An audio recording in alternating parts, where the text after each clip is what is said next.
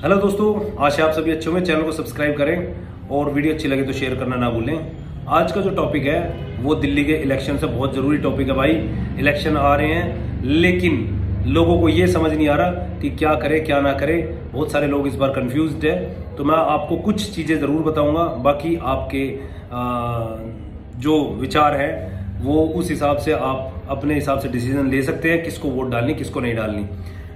फिलहाल में आम आदमी पार्टी की सरकार है दिल्ली के अंदर, और जो चीफ मिनिस्टर है वो एक घोटाले के अंदर, तिहाड़ के अंदर कुछ समय बिता के आए हैं, और उसके बाद में उन्होंने अपनी जो सीट थी उससे रिजाइन कर दिया, और उस पर आतिशी जी जो हैं वो सीएम बन चुके हैं उन्हीं की पार्टी की वो।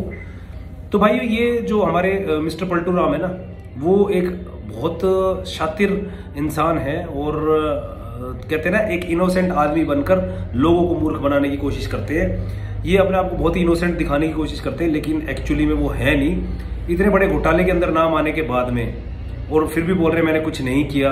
आप लोग स्टार्टिंग से स्टोरी उठाएंगे तो इन्होंने अन्ना हजारे जी जो थे उनके साथ में आंदोलन में पार्टिसिपेट किया था, और वहां से इन्होंने अपना राजनीति का सफर स्टार्ट किया। अन्ना जी तो अपना काम थे वो करके चले गए।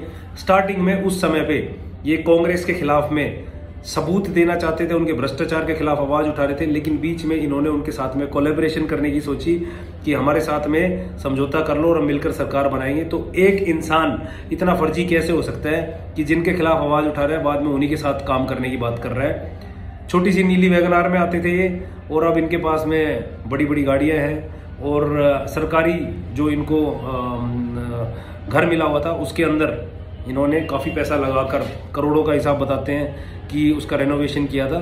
तो कुल मिला के आदमी जो होता है वो रंग बदल ही लेता है अपने, और अभी भी झूठ बोलते रहते हैं। यमुना की सफाई के मुद्दे इन्होंने शुरू से उठाए, लेकिन आज तक वो यमुना साफ नहीं हुई, और अब तो इन्होंने हद ही पार कर दी। बोलते हैं हरियाणा की जो सरकार है वो दिल्ली के पानी में जहर घोलकर भेज रही है और दिल्ली के लोगों को मारना चाहती। तो ये इस तरह के इंसान है कि लोगों के सामने झूठ फैलाकर किसी भी तरह बस राजनीति में आना है। अपने जो आपके डिसीजन है वो सोच समझ के लीजिएगा, क्योंकि 10 साल आप इनको दे चुके हैं। इन्होंने कोई ऐसे महान काम करे नहीं दिल्ली के अंदर जिससे कि इनको वाहवाही मिले। घोटाले के अंदर इनका नाम आया, मोहल्ला क्लिनिक के जो है वो फेल हो गए उनके अंदर कभी भी आप देखो तो वहां पे कुत्ते घूम रहे होते हैं, सुअर बैठे होते हैं।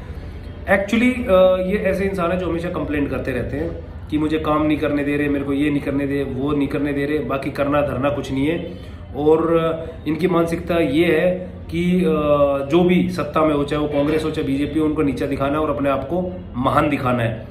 एक चीज और आपको बता देता हूँ, देश धर्म से बढ़ के कुछ नहीं होता, और मुझे नहीं लगता कि ये आदमी जो है देशभक्त है।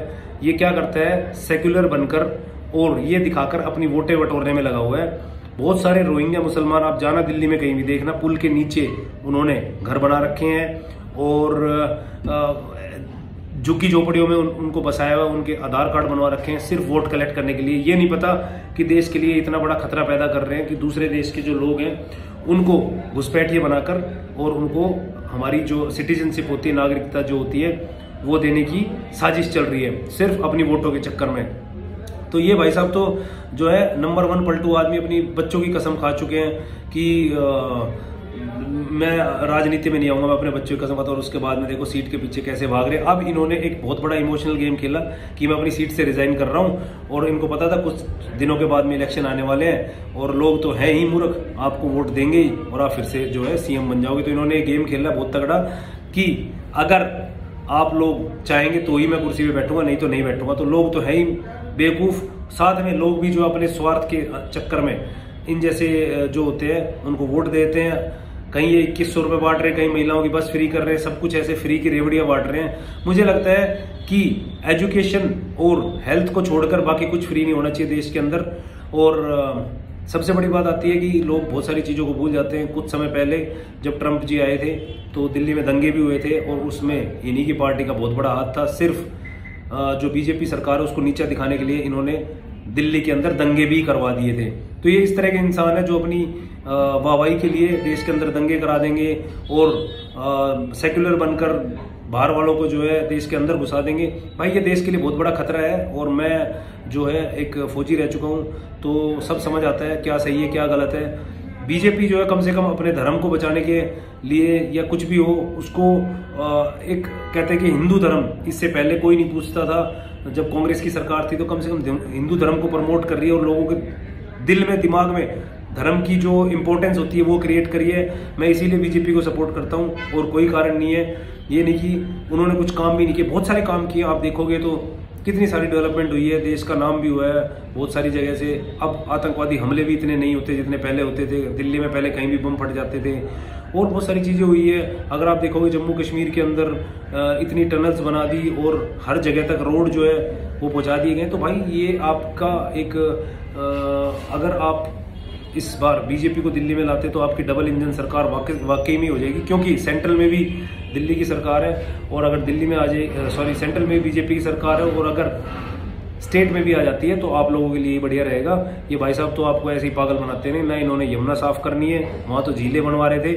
तो स्मार्ट बनो यार, आप लोगों को सब पता है। ये फ्री के चक्कर में अपना बेवकूफ़ मत कटवाओ, क्योंकि पैसा आप ही का है। ये घुमा फिरा कर आप ही लोगों को टोपी पहना देते हैं, इतने शाने हैं ये। तो इनकी बातों में आने की जरूरत नहीं है और अपना वोट जो है वो देश के लिए और अपने धर्म के लिए डालें। जो हिंदू भाई है उनको मैं यही बोलूँगा, मैं भी एक हिंदू हूँ, मैं दिखावा ज़्यादा नहीं करता लेकिन अपने धर्म को पूरा सपोर्ट करता हूँ। और अच्छा लगेगा कि बीजेपी की सरकार दिल्ली में ऐसे धूर्त आदमी जो कि हमेशा अपने उपलब्धियों की ढिंडोरे पीटता रहता है, उपलब्धियाँ कुछ है नहीं उसके पास में।